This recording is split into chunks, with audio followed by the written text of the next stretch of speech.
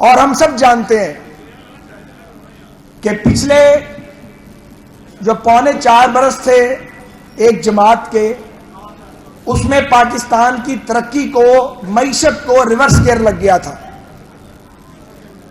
اور اگر ہم آئین کے مطابق تحریک عدم اعتماد لے کر نہ آتے اور اس نحوست سے پاکستان کی جان نہ چھڑاتے تو ملک دیوالیہ ہو گیا تھا.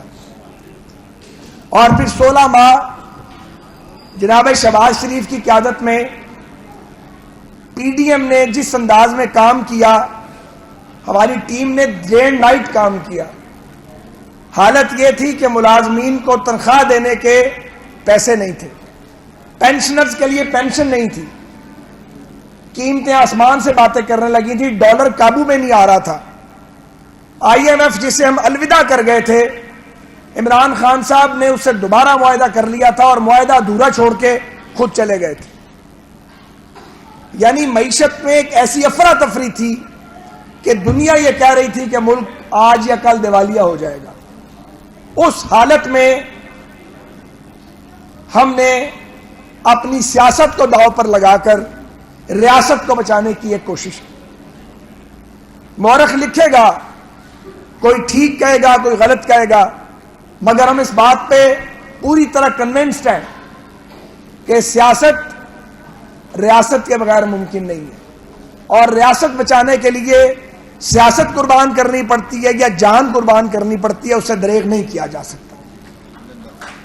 میں آپ کو صرف یہ کہنا چاہتا ہوں کہ 24 کروڑ کا ملک جس کے خزانے میں چند ارب ڈالر مانگے تانگے کے پڑے ہوں، جو دنیا کے طاقتور ترین ملکوں کے جھرمٹ میں موجود ہو، نیوکلیئر سٹیٹ ہو، اور پینے کا صاف پانی بھی اپنے لوگوں کو نہ دے سکے، اور ناانصافی برس رہی ہو گلیوں اور کوچوں میں، بھوک اگ رہی ہو اس ملک میں، اس ملک کو گرداب سے نکال کر منزل مراد تک پہنچانے کا سفر سنجیدگی مانگتا ہے، تدبر مانگتا ہے، فہم مانگتا ہے، فراست مانگتا ہے، اور اجتماعی سوچ کا تقاضا کرتا ہے.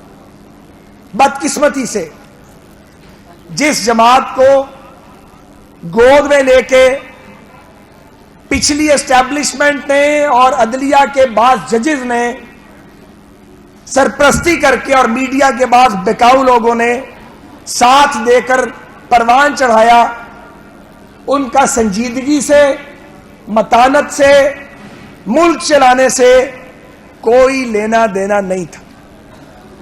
ان صاحب کا یہ خیال تھا انہی کے الفاظ میں کہ میرے سوا کوئی چوائس نہیں ہے. یہی کہتے تھے نا. وہ یہ سمجھتے تھے کہ مخالفین کو جیلوں میں ڈال کر، بلڈوز کر کے وہ ہمیشہ کے لیے اقتدار میں رہیں گے. مسئلہ اقتدار نہیں ہے، مسئلہ یہ ہے کہ ملک نے کیسے چلنا ہے. آپ سیاست کیوں کرتے ہیں؟ آپ حکومت میں کیوں آتے ہیں؟ آپ موج میلہ کرنے کے لیے نہیں آتے. آپ ایک ووٹ لیتے ہیں، وہ ووٹ ایک کاغذ کی پرچی نہیں ہے، وہ دل سے مہر دل پہ لگتی ہے جا کے. اس کا بڑا بوجھ ہے، اس کا حساب یہاں بھی ہوگا، اس کا حساب آگے بھی ہوگا. اگر کسی کو اس کا ادراک اور احساس ہو. الزام تراشی کرنا، ایک با ایمان شخص کو کافر قرار دے دینا، کسی کو مرتد قرار دے دینا، کسی کو بغیر ثبوت کے چور کہہ دینا، جو منہ میں آئے کہہ دینا. سٹیج پہ ایک لیڈر کھڑا ہے، ایک شخص کان میں آ کے خسر پسر کرتا ہے، وہ کہتا ہے اچھا، اور وہ بات کہہ دیتا ہے. وہ لیڈر ہے؟ مسخرہ ہو سکتا ہے، جوکر ہو سکتا ہے، لیڈر نہیں ہو سکتا. جو لیڈرشپ ہے وہ لوگوں کو ایجوکیٹ کرتی ہے، وہ لوگوں کو منظم کرتی ہے. لیڈرشپ تماشا لگانے کا، ڈگڈگی بجانے کا، جگلری کا نام نہیں ہے. اور یہ پاکستان میں پہلی بار نہیں ہوا. 70 کی دہائی میں بھی ایک ڈگڈگی بجی تھی، روٹی کپڑا اور مکان کے نام پہ، وہ بھی ڈگڈگی تھی.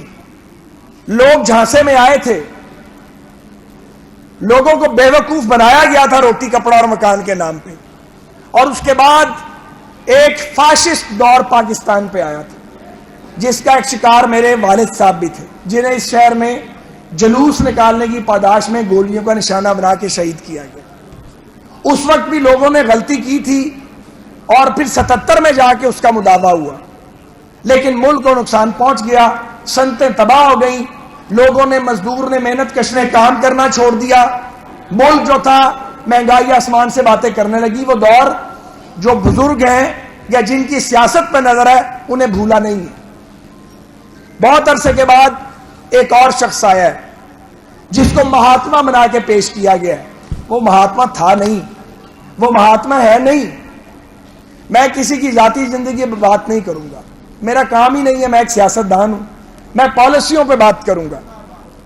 تو پالیسیاں جو تھیں عمران خان صاحب کی، انہوں نے پاکستان کو دیوالیہ پن پہ پہنچا دیا تھا، اور ان کا دھرم یہ تھا کہ گالی دو، جھوٹ بولو، مسلسل بولو، ہیمر کرو کہ سچ کا گمان ہونے لگے۔ اس سے وقتی طور پہ سیاست چل جاتی ہے، ریاست نہیں چلتی، اور ایک وقت آتا ہے کہ سیاست بھی ڈوب جاتی ہے۔ آج بعض لوگ یہ کہتے ہیں جی ان کے ساتھ زیادتی ہو رہی ہے، ہو سکتا ہے ہو رہی ہو، مگر میں یہ پوچھتا ہوں کیوں ہو رہی ہے؟ یہ ماحول کس نے پیدا کیا؟ ایسے واقعات کس نے رونما کیے؟ کس نے قومی اسمبلی سے استعفیٰ دیا؟ دوسری بار پہلے بھی دے کے بھاگ گئے تھے، اس بار پھر دے دیا۔ استعفیٰ اس لیے دیا کہ بحران پیدا ہو، لڑائی ہو، ملک میں انتشار ہو۔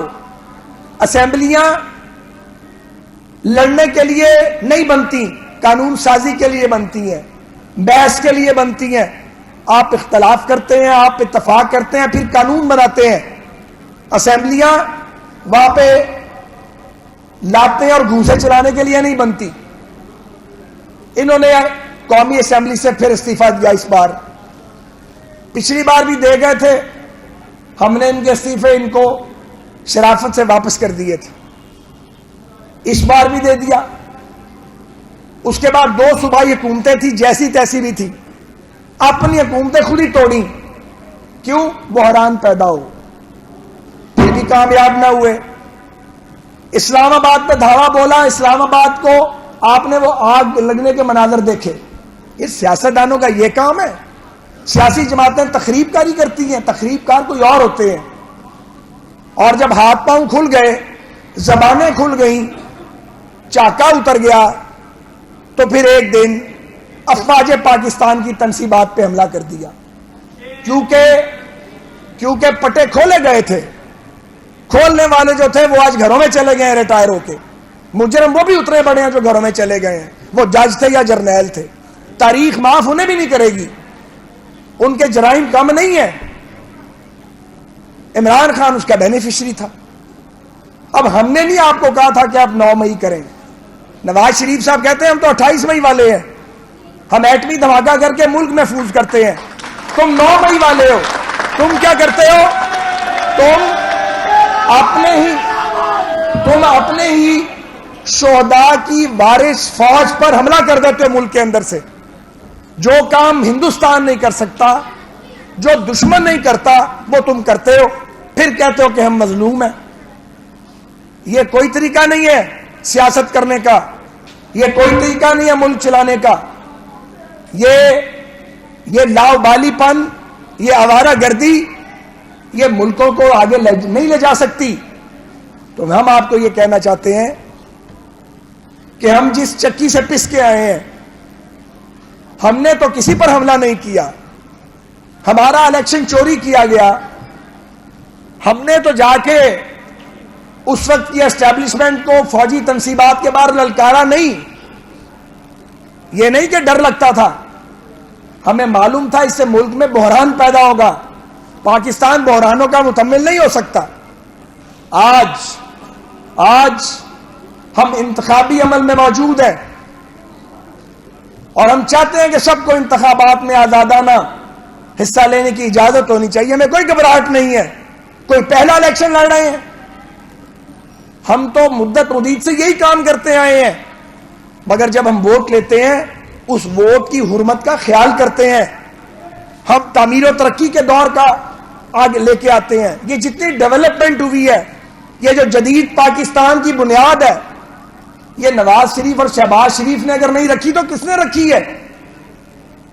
آپ یہ سیلولر فون کی ٹیکنالوجی سے لے لیں، اور آپ آپٹک فائبر سے لے لیں، آپ موٹر ویز لے لیں، آپ نئے ایئرپورٹس کی بات کریں، آپ کوئی زندگی کا شعبہ دیکھ لیں، آپ کو پی ایم ایل این کی کارکردگی الحمدللہ نظر آتی ہے. اس کے باوجود کہ ٹینیور پورا نہیں کرنے دیا جاتا. 13 میں آپ ہمیں ووٹ دے کر لاتے ہیں، 14 میں دھرنے والے آ جاتے ہیں، آگے دھرنے والے اور پیچھے دھرنا کروانے والے. کبھی پارلیمنٹ ہاؤس کا دھرنا، کبھی فیض آباد کا دھرنا، کبھی مذہب کے نام پہ دھرنا، کبھی جناب جھوٹے الزامات کی بنیاد پہ دھرنا، تاکہ منتخب حکومت نہ چلے. تو جناب اس کے باوجود ہم ڈیلیور کرتے ہیں. اور اگر ماحول ٹھیک رہے، اگر ٹانگیں نہ کھینچی جائیں، اگر ٹینیور پورے کرنے دیے جائیں، تو پاکستان ہندوستان سے آگے نکل جاتا. آج ہم پیچھے رہ گئے ہیں. 4 مارشل لا اس ملک میں لگے. جب مارشل لا لگے گا ملک پیچھے جائے گا. پچھلا نقاب پوش مارشل لا تھا. تو آپ جمہوریت کے چیمپئن نہیں ہیں، آپ جمہوریت کے چاچے مامے بھی نہیں ہیں. آپ کا تو ابھی کچھ بگڑا ہی نہیں ہے، اللہ نہ کرے آپ کا کچھ بگڑے. مگر آپ ان سے مقابلہ کرتے ہیں جو جانیں دے کے آئے ہیں، جنہوں نے خون بہایا اپنا جمہور اور جمہوری جدوجہد کے راستے میں. آج آپ دیکھیں وہ الزامات کدھر گئے؟ وہ جو مجھ پر الزام لگے تھے، میرے لیڈر پہ لگے تھے، کدھر گئے وہ؟ آپ نے 1.5 2 سال جیلیں کٹوائیں. ہمارا تو کوئی آدمی نہیں ٹوٹا، ہماری چیخیں تو کسی نے نہیں سنی. ہم تو ہنستے ہوئے جیل سے آتے تھے اور ہنستے ہوئے جاتے تھے.